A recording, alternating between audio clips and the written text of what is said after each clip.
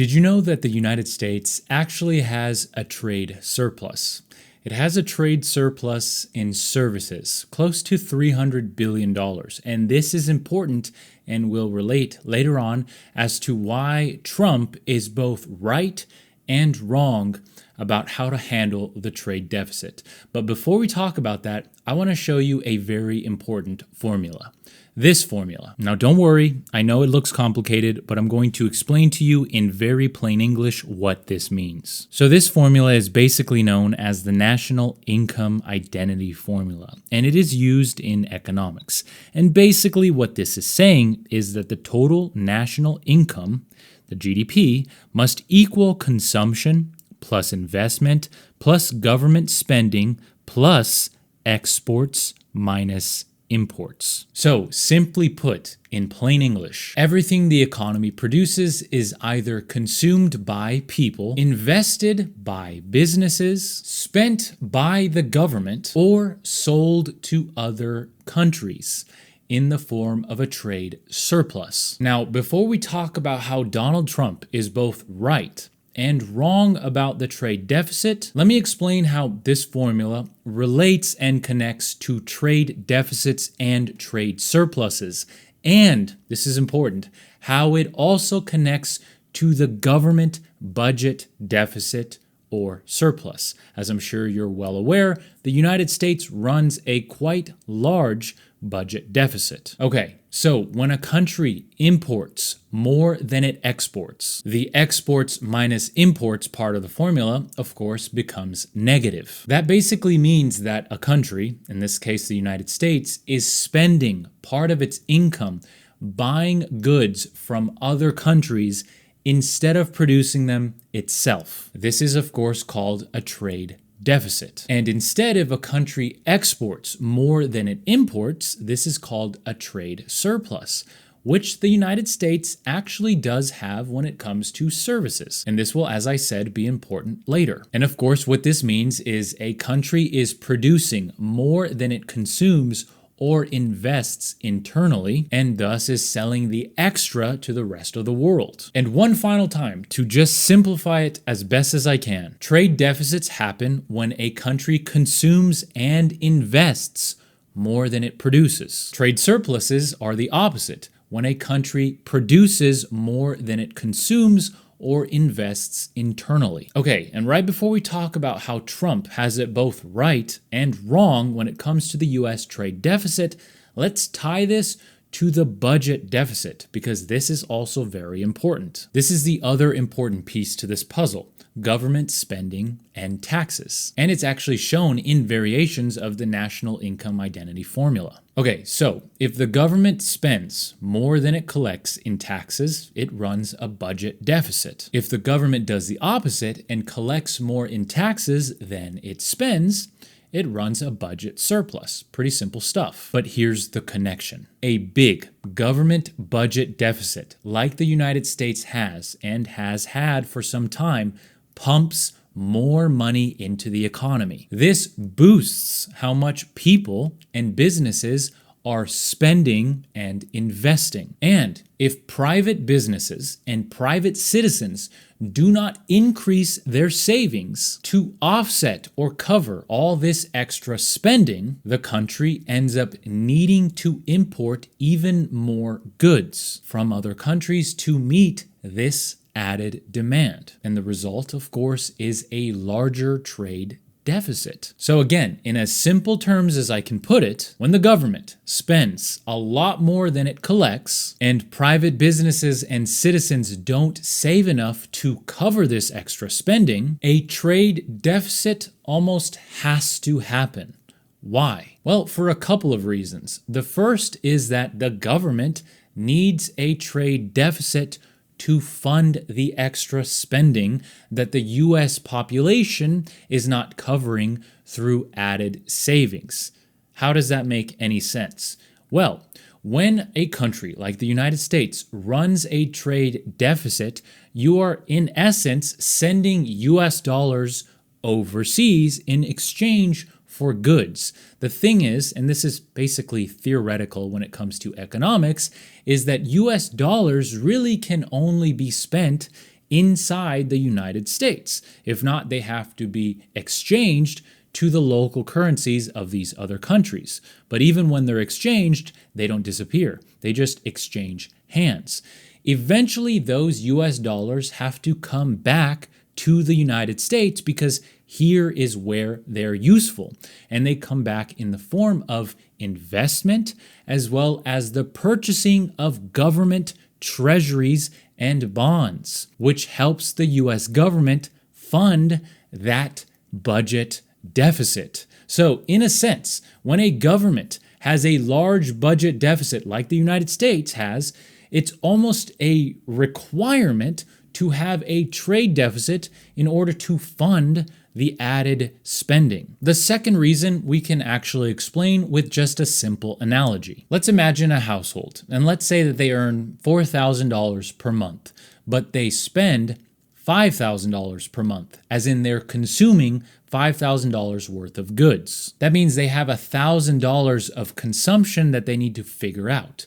Now, if this household can't produce the goods themselves, as most households can't, then they have to buy it from the store. This would be similar to a trade deficit. They are buying more than they can produce. And countries like the United States operate in a similar fashion. They basically have to buy what they don't produce locally from the rest of the world. Okay, now that we have that out of the way, and feel free to watch it again if you need to. It is complicated, don't worry. Now we can talk about how Trump has it both right and wrong at the same time when it comes to the trade deficit. So earlier I said that the US actually has a trade surplus when it comes to services, which it does. It has close to a $300 billion trade surplus. The problem is that it has a well over $1 trillion worth of trade deficit when it comes to physical goods. And when you subtract the two, the trade deficit minus the services trade surplus, you get the total trade deficit for the country. And when you do that, yes, the US has a trade deficit. Now, here's where it gets interesting. Trump has made this trade deficit one of his primary reasons why he believes that tariffs are required to fix the US economy because other countries have been ripping us off. So in that sense, I think he's primarily wrong. Countries aren't necessarily ripping us off. It's more so the makeup, the economic makeup of the United States that causes the trade deficit.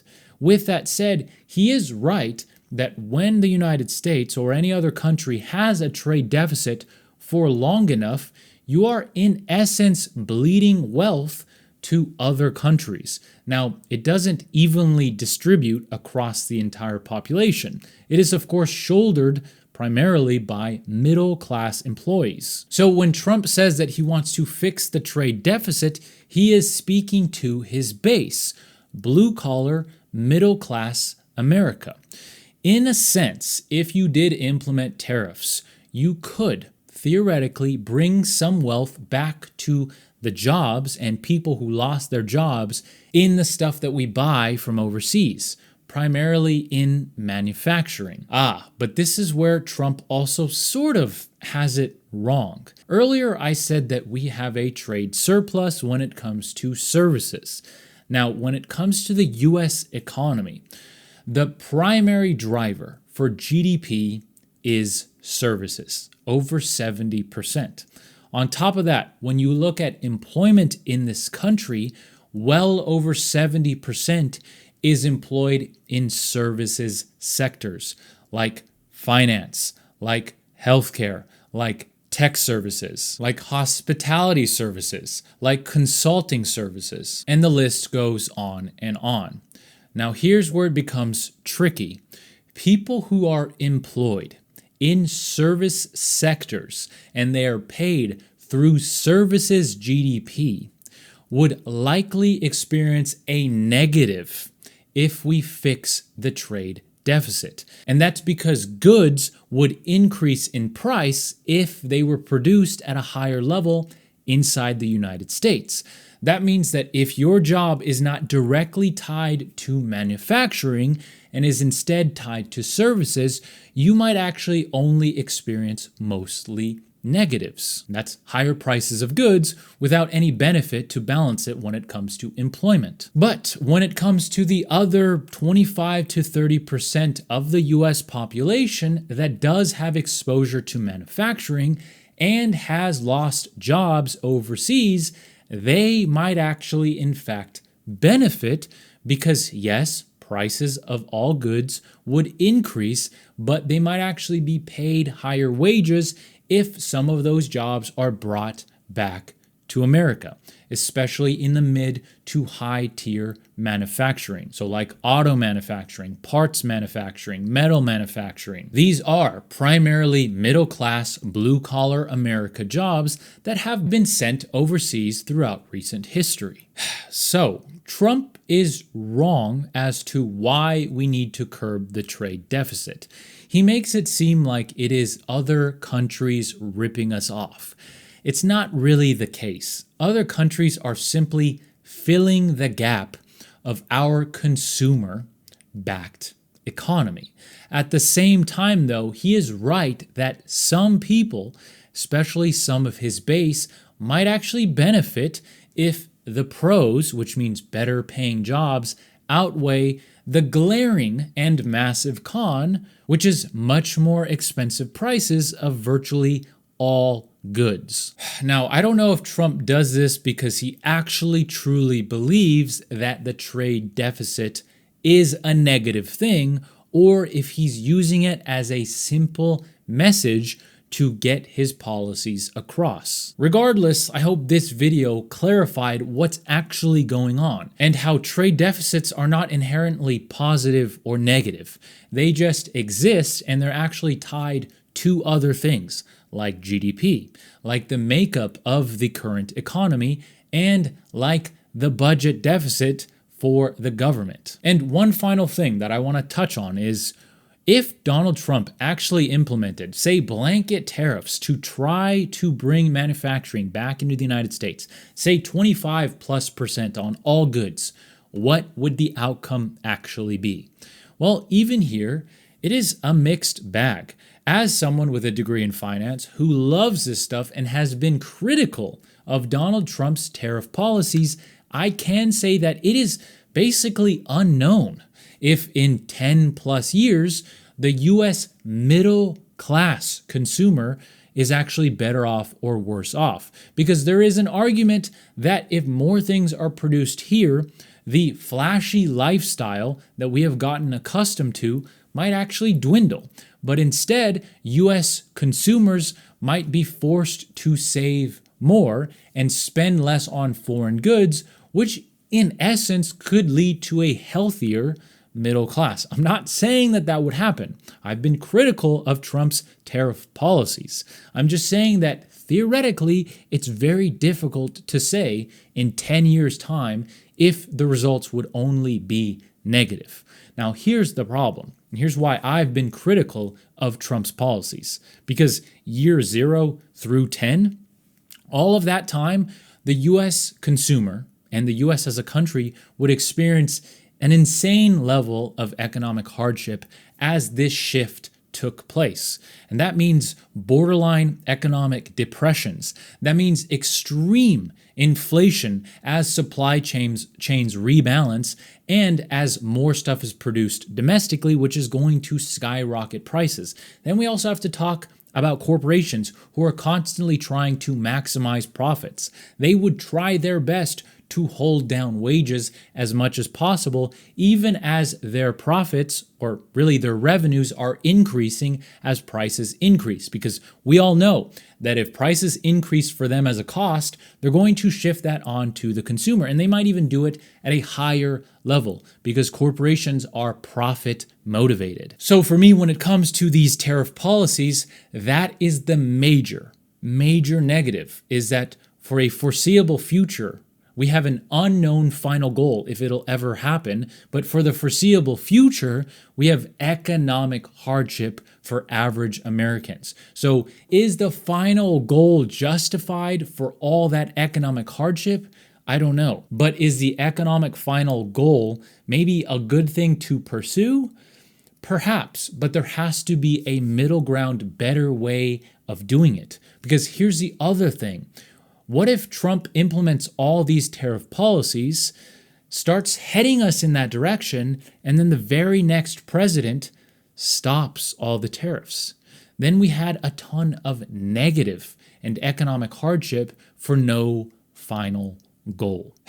Okay, I hope this video was informative when it comes to trade deficits, trade surpluses, and how it interconnects to everything, including tariffs. If it was, please consider subscribing. It helps the channel tremendously. And if you like personal finance, world economics, and investing, you are in the right place. So I hope you stick around for the next video. Until then, I hope you have a fantastic rest of your day, and I will see you in the next one. Take care.